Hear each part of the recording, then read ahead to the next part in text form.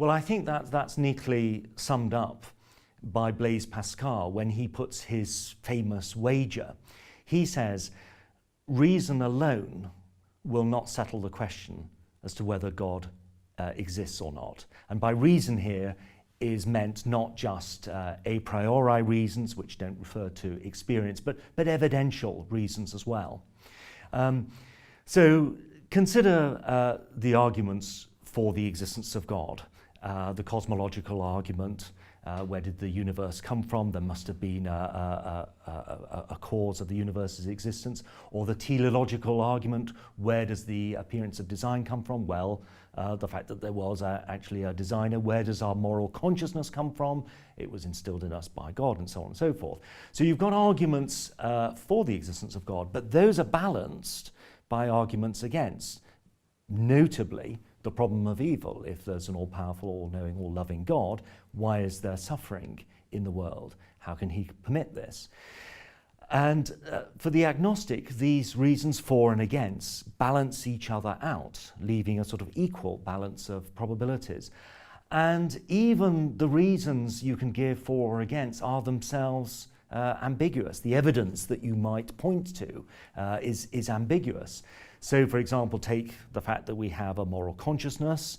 Theists will say, well, we have this because God put it in us. But then there's an evolutionary story to tell about the origin of moral consciousness. It was a survival tactic, in a way. Creatures that developed a moral consciousness had more stable societies, which tended to survive, and their inhabitants tended to pass on their genes, and so on and so forth. So just pointing to a moral consciousness isn't enough to settle the argument in favour of God. The evidence is ambiguous. Similarly with suffering. Yes, there is suffering. There is on the face of it a problem for theism here, but then theism has various theodicies, that is, possible explanations for why God would permit suffering. So the agnostic is someone who sees the ambiguity of the evidence, both for and against the existence of God. Now, one objection to agnosticism is that if we're going to be agnostic about God, then we better be agnostic about pixies and elves and goblins and ghosts and witches and all that kind of thing. And most of us don't particularly want to be agnostic about those things.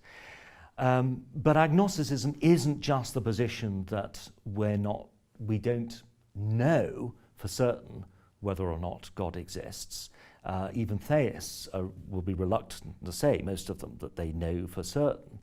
The agnostic says something rather stronger than that there is an equal balance of probabilities for and against the existence of God. We don't think there's an equal balance of probabilities when it comes to pixies. We've got some pretty good reasons for thinking there aren't pixies, and not particularly good reasons for thinking that there are. So agnosticism about God doesn't commit us to agnosticism about pixies, and I hope I'm not offending any pixie enthusiasts out there.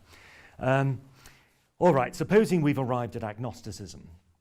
Now we face a challenge. What do you say about religion? What should your attitude towards religion be? Should you have nothing to do with it? Should you just simply not engage with it because the balance is both for and against the existence of God? Well, as William James pointed out, that's really equivalent to atheism. To not engage with religion at all is effectively to be a practical atheist. But there are ways in which the agnostic can engage with religion. There are lots of ways in which engaging with religion as a narrative about the world, as a way of exploring certain moral and spiritual ideas can be immensely valuable, even if you're not sure whether it is based on absolute truth. So here the agnostic might point to the immense importance that literature, fiction, art and so on has on our emotional and I think our spiritual lives as well. Contemplating a great work of art, now it might be a painting, perhaps it might be a painting of Christ suffering on the cross, for example, or it might be a great work of literature. that engages our emotions, and this is a very common, recognized phenomenon.